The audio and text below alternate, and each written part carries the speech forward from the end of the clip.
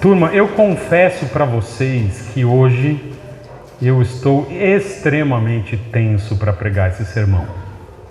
E o motivo não é o texto bíblico. Há muito tempo eu gostaria de mudar a forma como eu preparo o sermão. E eu decidi fazer um teste hoje aqui. Eu acho que o sermão vai ter 15 minutos. Tudo bem se tiver? Tudo bem? Vocês não vão ficar chateados? Tá bom, então a gente faz a ceia e vai para casa, né? Tem churrasco hoje? Os caras estão felizes já. Não, seu pai. Meu pai está todo... Então vamos orar, Deus abençoe. Turma, a Bíblia é muito honesta quando ela trata das pessoas, dos personagens bíblicos. Eu acho muito interessante quando a gente pega livros dos chamados heróis da fé. Mas essa terminologia, muitas vezes, de heróis da fé, aplicada a alguns personagens, algumas pessoas da Escritura, é uma terminologia meio estranha. Pensa comigo, por exemplo, num Davi. O Davi, ele tem tantas coisas legais, como rei. A Bíblia fala o homem segundo o coração de Deus. Mas vamos ser honestos aqui. Tem coisa que Davi aprontou que é bem ruim, não é? A gente pode pensar num cara como Abraão. Abraão é um camarada que Deus falava e ele obedecia. Mas Abraão é um camarada também que por 2 vezes na Escritura ele mente. É o camarada que teve um filho, meio com o consenso da esposa, mas fora do casamento. A gente pode falar para de Isaac, que também mente na Escritura, ou Jacó, cujo nome é dado a partir da enganação, porque é um nome que vem da palavra calcanhar, e na Escritura há uma expressão que aquele que se levanta contra o calcanhar é alguém que é um traidor ou enganador, ok? Então o nome dele significa calcanhar, o cara que engana. O que você pensa de um camarada como Sansão? Sansão tem uma música que o Carlos Oswaldo fez sobre juízes. Carlos Oswaldo foi um professor do seminário e ele colocou na música que Sansão era um camarada que ia atrás de qualquer rabo de saia.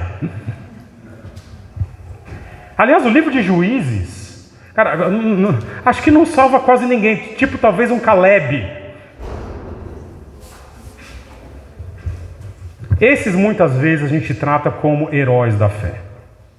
Mas a realidade é que na Escritura existe um outro tipo de pessoa, que de fato, a gente sabe que não são perfeitos, mas que de fato a Escritura não revela nenhum grande erro ou falha. E esses são raríssimos na Escritura. Homens como, por exemplo, um José. José teve um começo difícil, ele era meio mimado. Mas depois que ele vai para o Egito, José do Egito, não José pai de Jesus, que também é outro camarada muito bom, mas o José do Egito, ele é bom moralmente, ele é bom intelectualmente e ele tem uma vida com Deus de absoluta integridade. Eu penso num camarada como Josué. Josué é alguém em quem nós não encontramos falha. Ele supera nesse sentido Moisés, que foi seu grande discipulador. Penso num Caleb, também que aparece no livro de Josué, aparece também no Pentateuco, e depois aparece no livro de Juízes, e nesses 3 eventos em que ele aparece como espia, como o colega ali de Josué e depois como juiz, é um homem íntegro. Penso num camarada como Jó. Jó, ele é íntegro antes de sofrer, durante o sofrimento e depois que ele sofre. Ou penso então no camarada como Daniel, um dos grandes homens do Antigo Testamento, em que é um homem que não há dolo. Pessoas em que não há pecados revelados por Deus na Escritura. Paira sobre esses homens algum tipo de aura especial. Há nesses homens coisas que nós não vemos em outros. O que acontece é que nesses homens, esses principais que eu trouxe para vocês, em que nós não vemos falhas, a gente observa na Escritura que muitas e muitas vezes, esses são de fato os que mais sofrem. Parece que quanto mais crente, mais luta. E eu quero trazer para vocês um homem assim, que nós já começamos a ver semana passada. E o nome desse homem é Estevão. E pasmem, ele era aquilo que tem uma fama tão ruim, né? O pessoal faz tanta piada. Ele era diácono. E Estevão é um homem em que a Escritura não revela nenhum tipo de falha. E eu quero trazer para vocês um estudo cujo nome, ou cujo título é A Luta contra o Mundo. Colocou aí a luta, né? Mas a luta contra o mundo. Ô louco, ô louco. Não é um jogo limpo. A luta contra o mundo. Nós vamos tentar provar hoje para vocês, através do texto aqui, que quando um homem de Deus luta contra o mundo, ele vai perder. E sabe por que ele vai perder? Porque o jogo é sujo. Então abra comigo o livro de Atos. Nossa, quase que eu cego alguém aqui. Abra comigo o livro de Atos. Eu não tenho maturidade para ter laser, né? Não tenho, né? Então eu tenho que pôr um botão aqui, alguma coisa aqui, que diz que não aperte esse negócio. Abra comigo Atos capítulo 6. Nós já começamos a ler esse texto semana passada. Obrigado, filhão. Nós vamos lidar com o texto de Estevão, o diácono. Atos capítulo 6, versículos 8 em diante. Agora você mexe para mim, por favor, nessa parte aí, por favor, Mateus. Atos capítulo 6, versículos 8 em diante, diz assim. Olha lá. Estevão, homem cheio da graça e do poder de Deus, realizava grandes maravilhas e sinais entre o povo. Contudo, levantou-se oposição dos membros da chamada Sinagoga dos Libertos, dos judeus de Cirene e de Alexandria, bem como das províncias da Cilícia e da Ásia, e esses homens começaram a discutir com Estevão, mas não podiam resistir à sabedoria e ao espírito com que Estevão falava.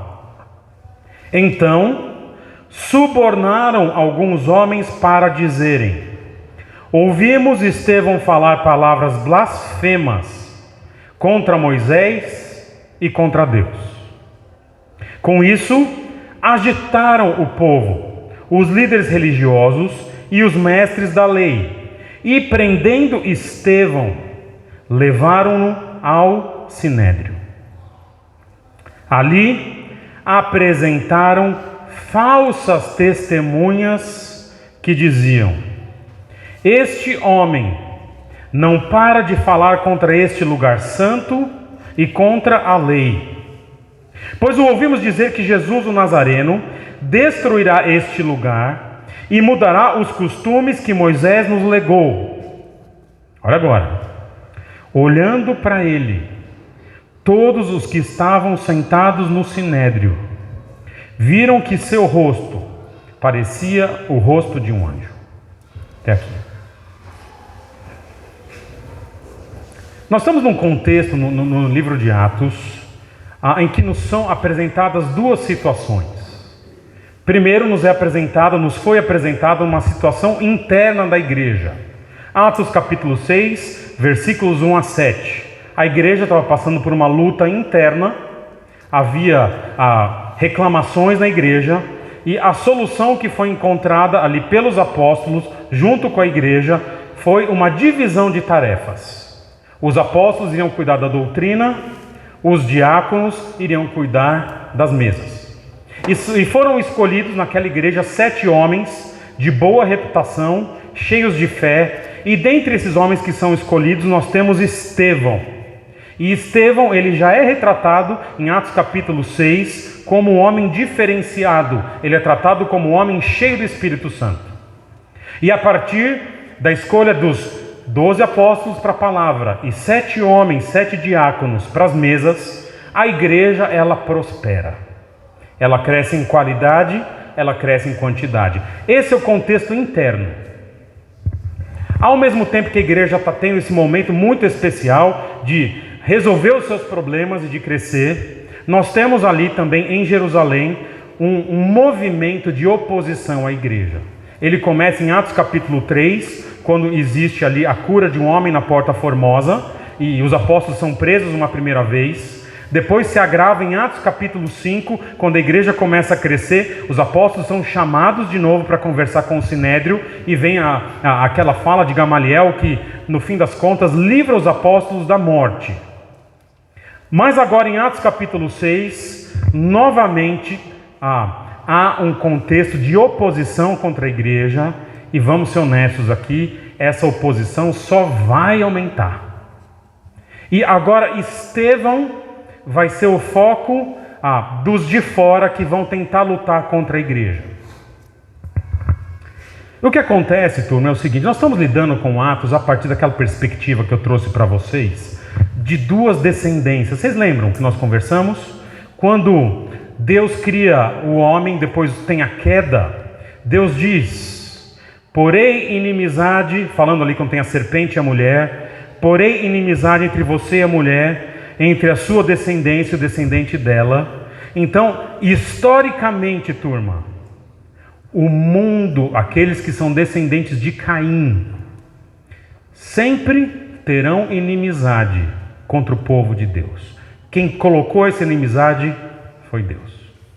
Pode ter momentos de tranquilidade, como a gente vive hoje, tranquilidade entre aspas, mas a realidade é que o normal, o natural da história humana é quando o povo de Deus vive como povo de Deus, ele vai ter inimizade com quem não é povo de Deus. Mas sabe o que acontece? Sempre que houver confrontação, sempre que houver algum tipo de luta, algum tipo de embate, a realidade é que a igreja, no que diz respeito ao embate de força, normalmente a igreja perde. Neste momento da história, as pequenas batalhas a igreja perde. A guerra ela vai ganhar. Mas um dos motivos principais que a igreja perde é pelo tipo de jogo que nós jogamos contra as pessoas que são inimigas do povo de Deus. É um jogo que muitas e muitas vezes não é um jogo limpo. E não é um jogo limpo porque cada lado luta com armas absolutamente diferentes. E o que eu quero trazer para vocês hoje é uma comparação entre as armas que Estevão usa e as armas que o Sinédrio, os inimigos de Deus, usam. Veja comigo então, vamos começar a ver aqui quais são as armas que Estevão tem, que o texto apresenta para que ele lute como um guerreiro de Deus. Veja comigo, começando a primeira arma de Estevão, olha lá, versículo 8, olha comigo o que diz aqui. Estevão, homem cheio de graça. Não é Ave Maria, mas é Estevão, e é cheio de graça. Olha que interessante. A primeira arma que Estevão tem, que vai tornar um homem perigoso, é ser um homem cheio de graça. É interessante que essa palavra graça, ela tem alguns significados.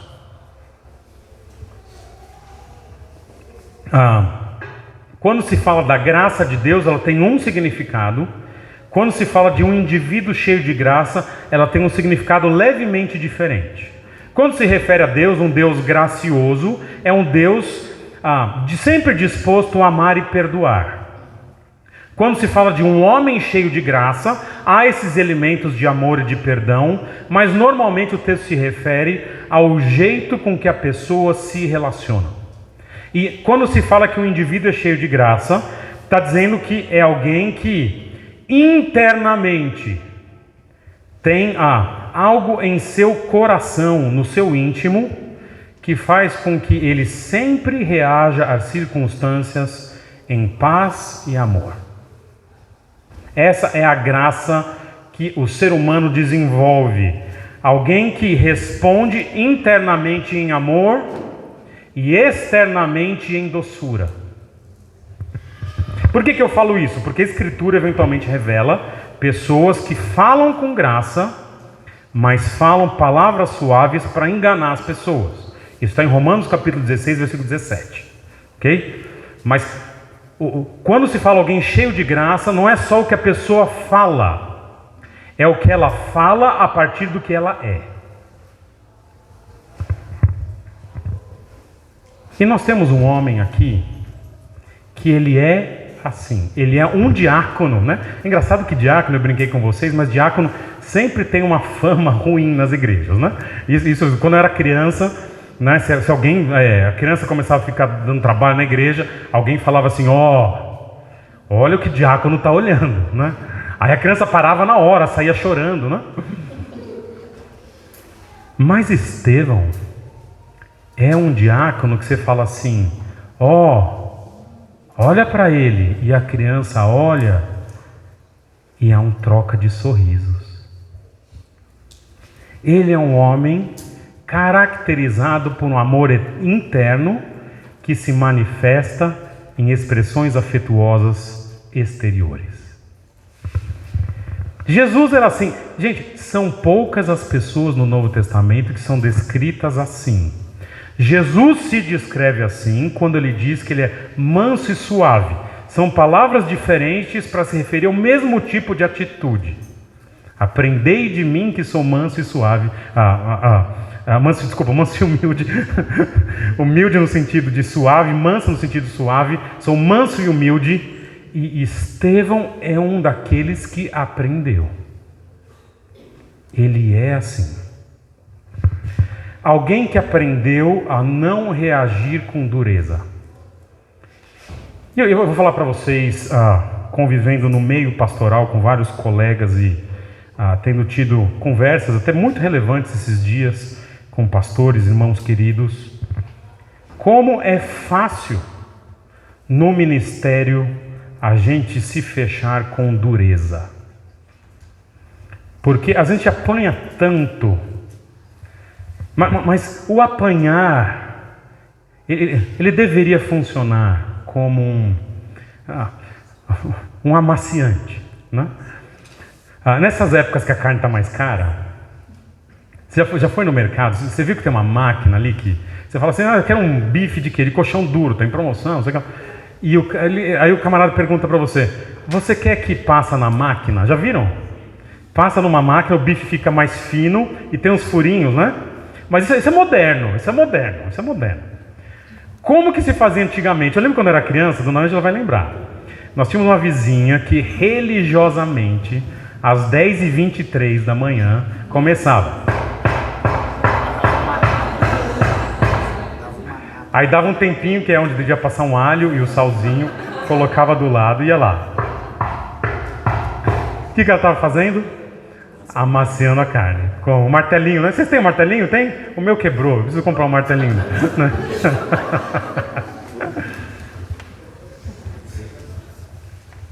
O que Deus faz com algumas pessoas é que quando a gente está no ministério, esse camarada está no diaconato, ele de alguma forma foi amaciado por Deus. E ele sai das lutas da igreja, das dificuldades da igreja, melhor, amável, macio, suave, cheio de graça. Essa é a arma primeira de Estevão. Mas olha que interessante. Ele consegue fazer uma coisa que no Novo Testamento temos a indicação que talvez os apóstolos fizeram. Ele consegue equilibrar esse caráter amável que vem de dentro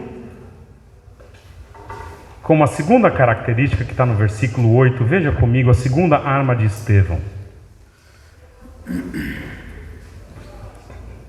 Estevão, homem cheio da graça do amor. Estevão, homem cheio do poder de Deus, realizava grandes maravilhas e sinais entre o povo. Ele não é só cheio de misericórdia, de graça, de uma forma gentil de tratar, mas ele é um homem que tem poder. E é interessante que ele é o primeiro, no livro de Atos, o primeiro que não é apóstolo. Vai ter outros depois, mas ele é o primeiro que não é um dos 12 que realiza milagres. É interessante que o texto diz que ele fazia muitos sinais e maravilhas, e as palavras que são usadas aqui indicam que não são necessariamente sinais de cura. Talvez sejam coisas maiores do que isso. Talvez uma ressurreição, talvez algum fenômeno da natureza. O camarada, ele tem poder. E há um autor chamado Campbell Morgan, que ele fala o seguinte, olha que interessante. Estevão é um dos poucos homens na Escritura que consegue juntar doçura e força. Cara, que combinação interessante. Na Escritura, quando a gente joga essas duas palavrinhas, poder e graça, juntas, pouquíssimos textos aparecem com essa combinação. Veja comigo, Atos capítulo 4, versículo 33, diz assim: com grande poder os apóstolos continuavam a testemunhar da ressurreição do Senhor Jesus, e grandiosa graça estava sobre todos eles. Esse foi o único texto que eu achei na Escritura em que diz que os apóstolos estão com poder e graça, mas são os apóstolos. E um último texto que a gente coloca poder e graça juntos é o texto de 2 Coríntios 12, 9, quando o apóstolo Paulo tem um espinho na carne e ele diz: mas Deus me disse, minha graça é suficiente para você, pois o meu poder se aperfeiçoa na fraqueza. É Deus dando graça suficiente e aumentando o poder no espinho de Paulo. São só estes textos da Escritura que unem graça e poder. Mas Estevão é um homem assim, né? Tem uma música que a gente canta, que vocês cantam, até que nós tentamos cantar no nosso grupo lá, e eu não sei cantar uma parte, que é aquela: quão grande é o meu Deus. Tem uma parte dessa música que diz assim: Cordeiro e leão. Lembra disso? Cordeiro e leão. Desculpa cantar assim, estragar a sua manhã, mas Cordeiro e leão, graça e poder. E vai ser interessante depois, quando a gente for ver as armas do Sinédrio, vai dizer que eles não conseguem resistir a Estevão. Literalmente, o verbo que é usado diz: eles não tinham força para resistir a Estevão. Eu fiquei pensando, cara, que analogia que eu poderia usar para poder e graça. Depois eu tenho mais uma arminha de Estevão aqui. Aí eu lembrei daquilo que eu não pude fazer recentemente na igreja. Reunião dos casais. O que vocês comeram na reunião dos casais mesmo? Pizza, tava boa? Tava boa. Aquele nível da pizza, bom? Tá bom? Fala pra mim, qual é a sua pizza favorita da reunião de casais? Vamos lá. Glaucio, das 12 que você comeu, fala aí. Tem aquela pimentinha lá, geleia. Geleia de pimenta? Você leu o meu texto aqui, não? Como é esse sabor dessa pizza? Fala pra gente aqui. Peito de peru, catupiry. É essa? Geleia de pimenta. O que é uma geleia de pimenta? Alguém faz geleia de pimenta, não? O que é geleia de pimenta? Ô louco, vai quando? Avisa aí. Segura essa passagem aí, Gil. Pimenta tem força, não tem? Né? Se bem que eu tô frustrado, lá em casa eu comprei uma pimentinha, rapaz. Falei, é hoje que eu me acabo. Não tem gosto de nada. Eu falei para as crianças, eu comia assim, nossa, mas não tinha gosto de nada. Mas enfim, uma pimenta, ela tem força. Só quando você faz a geleia de pimenta, cara, é uma coisa que você fala, rapaz, vou tomar um soco no estômago. Não, mas é geleia. Não, mas então a geleia é docinho, mas aí vem o soco no estômago, né? Força e graça, poder e graça. Estevão é a geleia de pimenta da igreja de Atos, da igreja de Jerusalém. E ele combina uma última arma, e essa última arma, ela é terrível. Ela é terrível. Veja comigo versículo 9 e 10. Olha lá. Contudo, levantou-se oposição dos membros da chamada Sinagoga dos Libertos, dos judeus de Cirene e de Alexandria, bem como das províncias da Cilícia e da Ásia. E esses homens começaram a discutir com Estevão, mas não tinham força, não podiam resistir à sabedoria e ao espírito com que Estevão falava. A última arma de Estevão é a sua sabedoria, e eu coloquei a palavra bíblica ali por um motivo. Quando nós vamos ver a discussão de Estevão no capítulo 7, o capítulo 7 de Atos é a melhor aula de panorama do Antigo Testamento que eu já li na minha vida. Então, quando se menciona a sabedoria aqui, nós temos que saber o que é essa sabedoria. É uma sabedoria de conhecimento da Escritura. Neste caso aqui, existem outras sabedorias bíblicas. Existe sabedoria de como viver a vida, de como lidar com problemas. No caso aqui, essa sabedoria é como manejar a Escritura. Então, chega a oposição, essa tal Sinagoga dos Libertos, nós não sabemos como ela é. Li vários artigos, eles não sabem onde é, mas havia uma sinagoga com judeus de outras cidades. E de alguma forma Estevão entra em contato com eles, e essa turma aqui vai trazendo questionamentos, e Estevão discute com eles, tem algum tipo de embate teológico com eles. E quando Estevão começa a falar, os camaradas falam uma coisa, e quando Estevão responde, eles não conseguem revidar.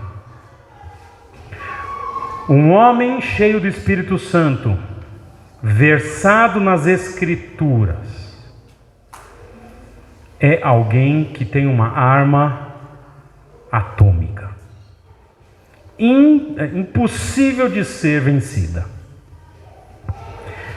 Olha que interessante que Jesus tinha previsto esse tipo de situação em Lucas capítulo 21, versículo 15. Olha o que ele diz, falando da perseguição dos judeus. Em Lucas 21, 15, o próprio Lucas revela o que iria acontecer. Ele diz assim, falando para os apóstolos: pois eu lhes darei palavras e sabedoria, a que nenhum dos seus adversários será capaz de resistir ou contradizer. Jesus concede para aquela geração um tipo de sabedoria que ninguém consegue resistir. E as Escrituras fazem isso às vezes. O livro de Hebreus vai dizer que as Escrituras, elas são capazes de dividir aquilo que é indivisível, juntas e medulas, alma e espírito. Está dizendo ali, numa hipérbole, que ela é uma arma que faz coisas que a gente não imagina. E eu lembrei, falei, cara, como que eu posso ilustrar como que o Estevão é com a Escritura, com a sabedoria que Deus lhe deu? E eu trouxe para vocês verem isso daqui. O que é isso daqui? Alguém está vendo? Estão enxergando o que é? O que é isso daqui? É uma girafa? É uma girafa? Do que é? Vocês conseguem imaginar que material que é? De madeira. Madeira. Essa eu comprei no Quênia, em Nairobi, no Quênia. Na verdade eu comprei em Machacos, mas enfim. Um dia Deus me deu a alegria de visitar um dos lugares. Isso aqui é uma girafa feita de uma madeira chamada pau preto. Tem no Brasil, Maurício? O Maurício manja de madeira, manja de cânticos militares de guerra. Mas essa é a cor da madeira, isso aqui não é pintado, ok? Essa é a cor da madeira, chama pau preto. É uma madeira muito dura encontrada na África. E olha que interessante, quando eu fui lá, era um barracão bem pequeno, ele tinha mais ou menos aqui do palco, do finzinho do palco, ali onde está o Sérgio ali, enfim, o Sérgio e o Matheus, um negócio bem pequenininho, tinha umas 6 pessoas trabalhando com pau preto. Ele pegava um toquinho de madeira, quebrei. Ele pegava um negócio de madeira assim, e ele ia com uma machadinha, na mão, até que ficava um formato parecido com esse, já quase uma girafa.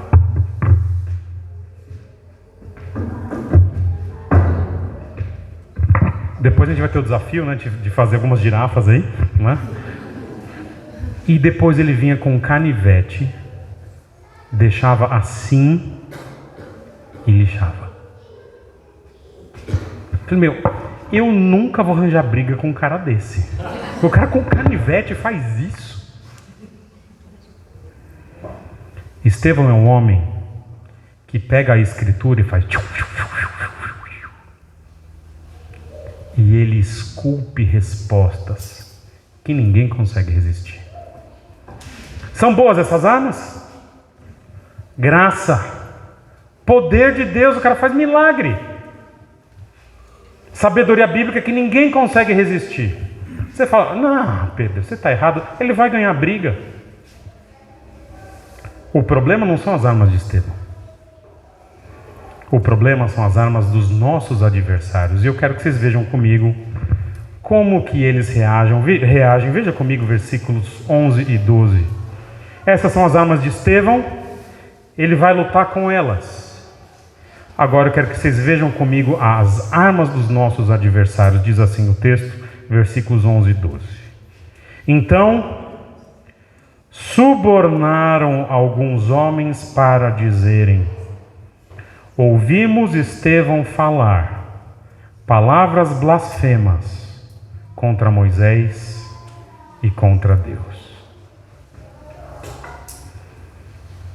Primeira arma que esses camaradas têm é a capacidade de usar o dinheiro para o mal. O texto diz que eles subornaram. Mais uma vez, diz no versículo 10 que eles não tinham força. Não tinham força para resistir. É como se fosse uma criança discutindo física quântica com Albert Einstein. Ou como se fosse o Flávio jogando pebolim comigo. Agora vai rolar o desafio, né? Não tinham força para resistir. E o que eles fazem? Vamos usar o que nós temos. E eles usam o dinheiro. Eles subornam os camaradas. Pagam falsas testemunhas. São pessoas que estão dispostas a tudo para vencer a luta. Eu me lembro, o que eu vou falar aqui não é uma indicação de que o camarada seja um bom político, mas é só uma frase que eu achei muito interessante de um camarada chamado Barack Obama, que foi presidente dos Estados Unidos. Quando começou a guerra ao terror, ali eles estavam tentando matar o Bin Laden e tudo mais, ele disse o seguinte: o nosso problema, a nossa dificuldade é que, para que não sejamos iguais a eles, os terroristas, a gente não tem na nossa mão as mesmas armas, que são o ódio, a vingança e esse tipo de fazer as coisas na ilegalidade. Essa é a dificuldade da justiça. Quando o policial entra em algum lugar, ele tem princípios, o seu adversário não. Quando um crente enfrenta oposição, ele tem suas armas, mas ele não tem as do adversário. E no caso aqui, começa com o suborno. Eu te pago, você fala o que eu quiser.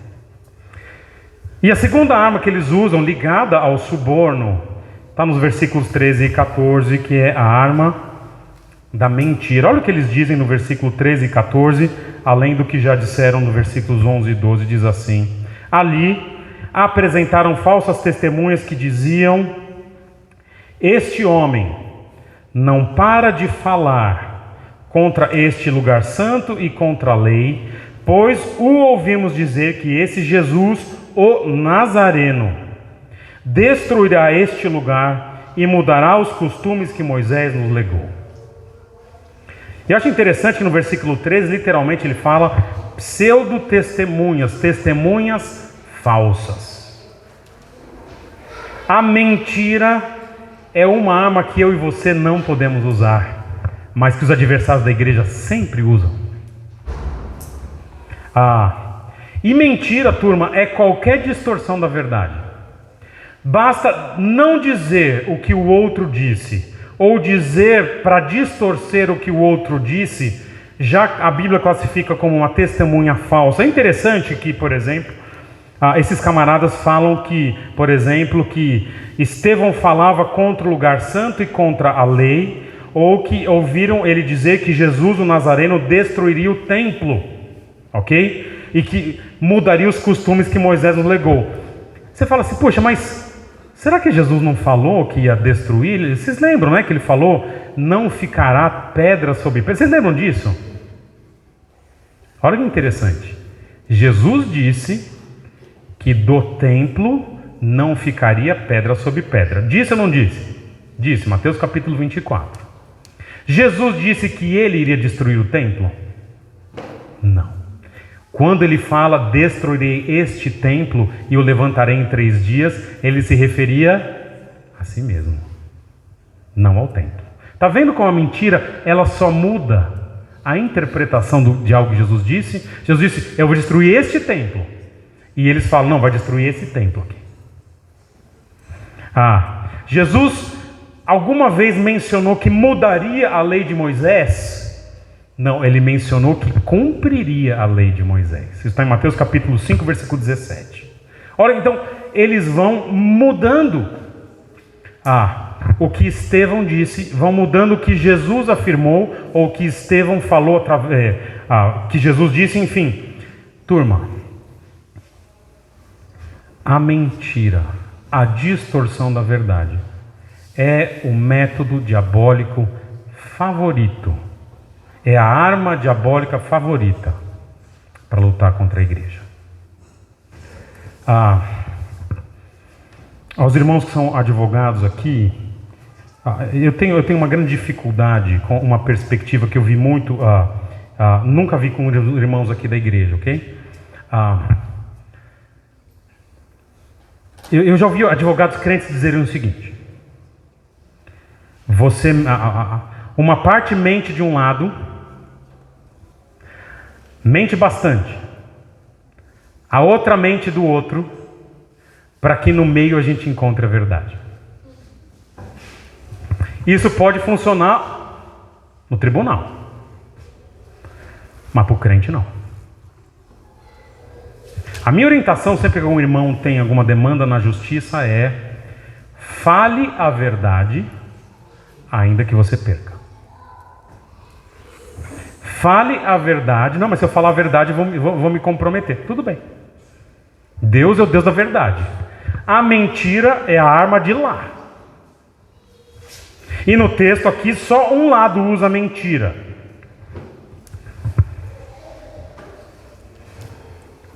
E ao lado dos inimigos da cruz. E é essa a disputa que começa a acontecer a partir desse episódio de Estevão. Estevão está lutando com graça, com o poder de Deus e com a sabedoria bíblica. Os seus adversários estão lutando com suborno, com mentira. E no capítulo 7, nós vamos ver que eles acrescentam uma última arma, que é a violência. Adivinha quem vai ganhar a batalha? Adivinha? Veja comigo quem vai ganhar a batalha. Veja comigo. Atos capítulo 7.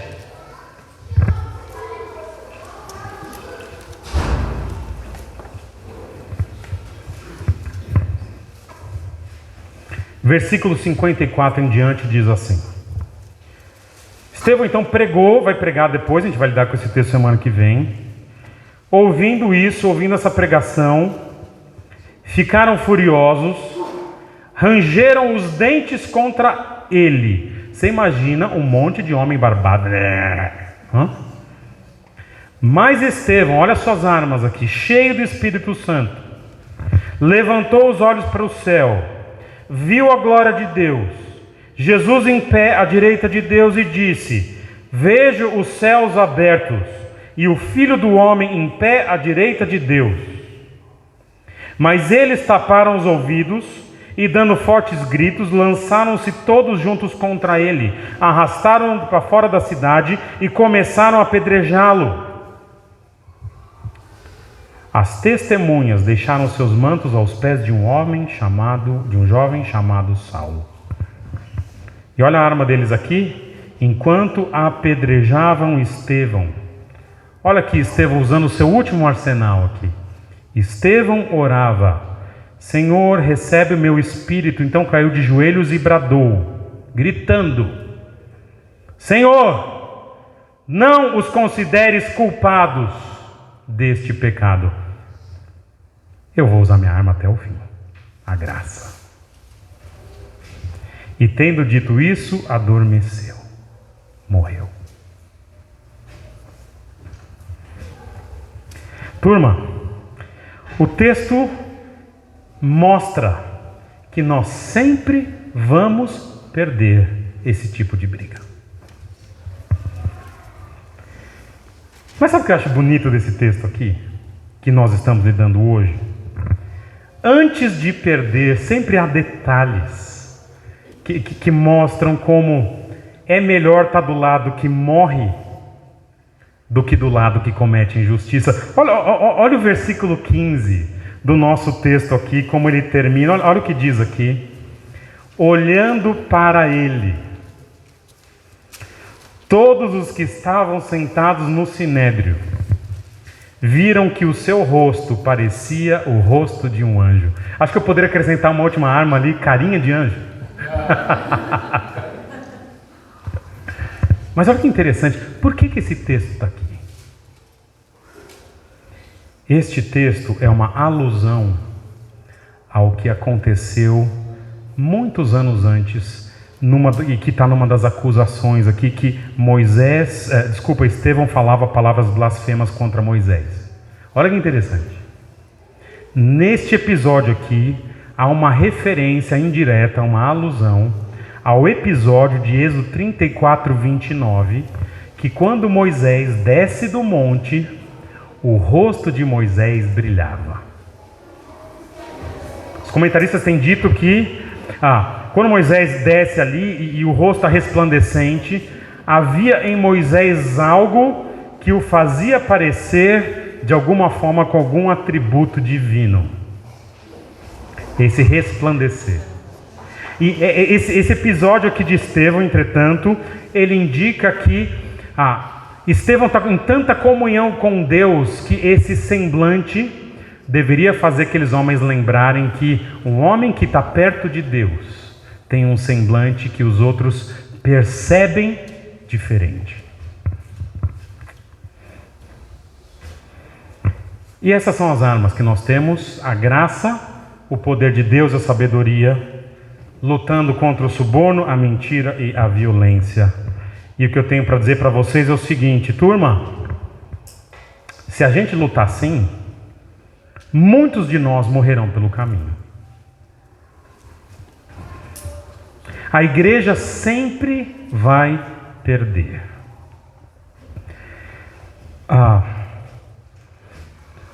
Talvez o que seja mais importante, agora falando de uma aplicação para nós,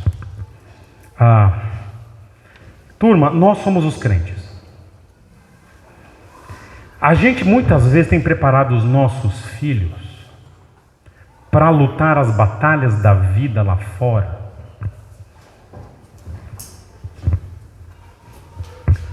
com as armas lá de fora. Quando você ensina seu filho, ou eu ensino meu filho, a sempre revidar, a sempre vencer, A gente não está preparando a nossa turma para aquilo que vai acontecer se eles forem crentes, para valer. Os nossos métodos precisam ser revistos. Os nossos métodos são métodos de graça, de poder e de sabedoria. Não são outros métodos. E a realidade que o texto mostra é: sempre que a gente enfrentar inimigos da cruz, na melhor das hipóteses, a gente vai apanhar. E é isso mesmo. É isso mesmo.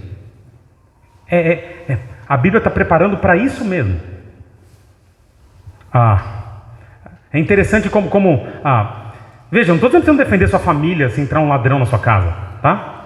Estou dizendo para a gente, se a gente, por causa do Evangelho, sofrer, que sofra. Há essa diferenciação bíblica, ok? Um bom pai protege seus filhos, mas um bom crente dá outra face. E no que diz respeito às disputas com os lá de fora, são essas as nossas armas. Semana que vem, então, nós vamos lidar com Estevão e como que ele usa essa sabedoria para morrer. Vamos orar. Senhor, muito obrigado pela vida de Estevão, um homem da Escritura em quem não há dolo, não há engano, um homem que manifesta as qualidades que só o nosso Senhor Jesus Cristo tem e que os apóstolos desenvolveram eventualmente: a graça, o poder, a sabedoria.